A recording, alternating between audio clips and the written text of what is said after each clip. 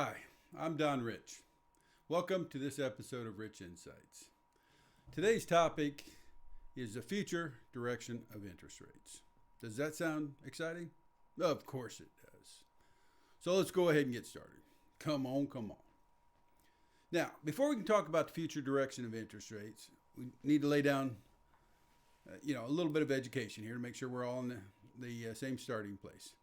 There are many different interest rates, right, for many different maturities.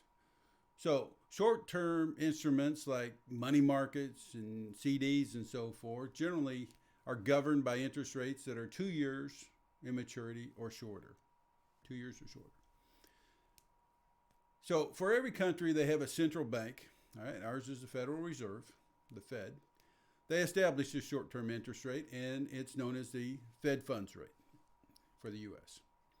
That's not what we're talking about. Today, we're going to talk about long-term rates, the direction of long-term rates. So, Treasury bonds, corporate bonds, most of these have a maturity of 10 years or more. So that's what I'm talking about is the future direction of long-term interest rates. And again, generically, that's defined as 10 plus years. Now, long-term interest rates, unlike the Fed funds rates, are driven by two main factors. All right, the expected growth in the economy, GDP, expected growth in the economy, and expected inflation. So if the economy is doing better, if it's growing faster, or if it's generating inflation, you would expect higher interest rates. All right, now we got the basics out of the way. All right, let's take a hypothetical scenario to start with. Suppose I told you that the equity markets were going to be up 35% in just a little over a year. All right.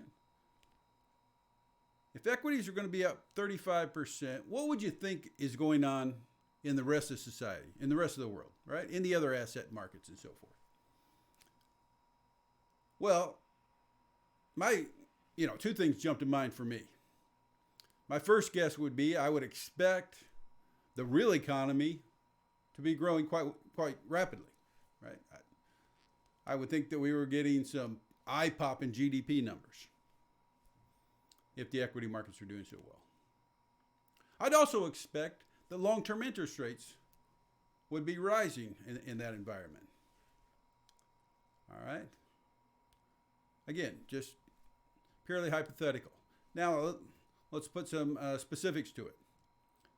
From the start of last year, all right, Jan 1, 2019, to today, all right, so just a little over a year and a half a month, the S&P 500 is up almost exactly 35%.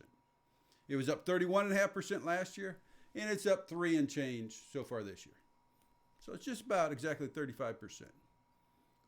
So our hypothetical, of course, is not hypothetical. You figured it out. What else has been accompanying that 35% growth, though? Have we seen blockbuster growth numbers, GDP numbers? No, not at all. We have very lackluster GDP numbers. And what about the bond market? What's going on there? Well, for that time period where equities have been appreciating 35%, interest rates, long-term interest rates, have been fairly flattish. In fact, they're trending down a little bit. They're not trending up. They're trending down, but very modestly. All right. So we're to the point. Tell me, fat man, what does all this mean? To me, it means that the real economy, right, Main Street, the GDP numbers say the real economy is not buying into this equity rally. One of my favorite games when I was a kid, that card game, is called Bullshit. And what's happening here is the real economy is saying to Wall Street, I'm calling bullshit on you. All right? And also, the bond market. The bond market appears to be calling bullshit on the equity market. Now, of course, the equity market may be right. Everybody else may be wrong. I just don't think that's going to happen. This torrid pace of growth in equities cannot continue. So if interest rates could not rise while equities were going through the roof, what do you think is going to happen when equities normalize? So the fat guy says equities interest rates are going down from here. Over the next few months, I would expect long-term interest rates to fall. And of course, if long rates fall, that means bond prices rise.